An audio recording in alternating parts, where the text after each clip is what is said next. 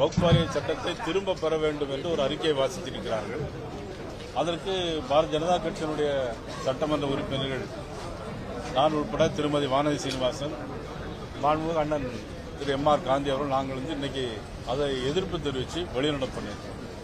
ஏன் அப்படின்னாக்கி ஏற்கனவே இந்த சட்டம் பாராளுமன்றத்தில் கொண்டு வரப்பட்டு பிறகு அது பாராளுமன்றத்தில் கூட்டுக்குழுவுக்கு அனுப்பப்பட்டு அதிலே பல திருத்தங்கள் செய்யப்பட்டு 14 கோரிக்கைகள் அதில் ஏற்கப்பட்டு பிறகு அந்த சட்டம் நேற்று நிறைவேறியிருக்கிறது. ஆக முதலமைச்சர் அவர்கள் இந்த 110 அறிக்கையில் இன்னைக்கு அதை எதிர்த்து எல்லோரும் திமுக கூட்டணி கட்சியை சேர்ந்த எல்லோரும் கருப்பு பேட்ச் அணிஞ்சு வச்சு இன்னைக்கு ஒரு கோஷம் போட்டிருக்காங்க.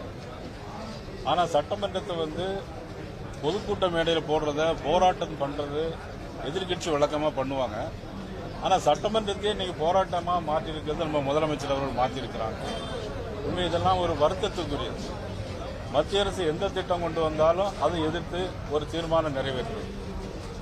அது தாய்மொழி கல்வியில் படிக்கணும்னு சொல்றாங்க, அது இந்தி திணிப்பு அப்படின்னு சொல்றாங்க. பிறகு ஒவ்வொரு அறிக்கையும் இன்னைக்கு இஸ்லாமியர்களுக்கு எதிராக இந்த அரசு இருப்பது போல மத்திய அரசு இஸ்லாமியர்களுக்கும் கிறிஸ்தவர்களுக்கும் எதிர்ப்பு போல ஒரு மாயை ஒரு கிரியேட் உருவாக்கி கொண்டிருக்கிறார். ஏன்னா 2024 தேர்தல் வர இருக்கிறது. இந்த தேர்தல் காலத்தில் இப்படி ஒரு ஏற்கனவே 10 ஆண்டு காலம் மத்திய அமைச்சர்கள் பாரத நரேந்திர மோடி அவர்கள் இந்த 10 ஆண்டு காலத்தில் ஒரு இஸ்லாமியர்களுக்காவது எங்கேயும் ஒரு எதிர்ப்பு ஒரு குறை ஏற்பட்டால் அது சொல்லலாம்.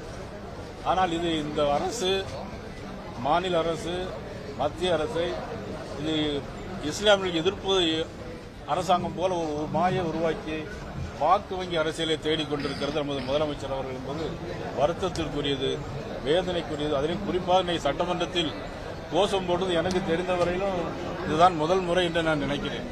எதிர்கட்சிக்காரங்க கருப்பு பேச்சு வந்து அனுப்பிச்சுட்டு வருவாங்க. ஆனால் ஆளுங்கட்சிக்காரங்களே கருப்பு பண்ணி அனுப்பிச்சிருந்தாங்கன்னா இதை எங்க போய் சொல்ல முடியும்? இது தேவையான ஒன்று இல்லை என்றுதான் நாங்கள் இன்னைக்கு வெளிநடப்பு பண்ணியிருக்கோம். 232 எம்பிஸ் எதிர்ப்பு தெரிவிச்சிருக்காங்க, அதையும் கேட்காம நிறைவேற்றாங்கிற ஒரு கருத்தையும் சொல்றாங்க. அது என்னன்னா பாராளுமன்றத்தில் நேற்று நிறைவேற்றப்பட்டாச்சு. அதில் எத்தனை எண்ணிக்கையில் நிறைவேற்றப்பட்ட தீர்மானங்கள் எம்பிக்கள் இன்னைக்கு பாராளுமன்றத்தில் நிறைவேற்றிருக்காங்க. ஏற்கனவே சட்டத்தை அறிமுகப்படுத்தப்பட்டு அது ஏற்கனவே ஜாயின்ட் கமிட்டி பார்லிமெண்ட்ல ஜாயின்ட் கமிட்டிக்கு போய் அதுக்கப்புறம் திரும்ப நிறைவேற்றிருக்காங்க.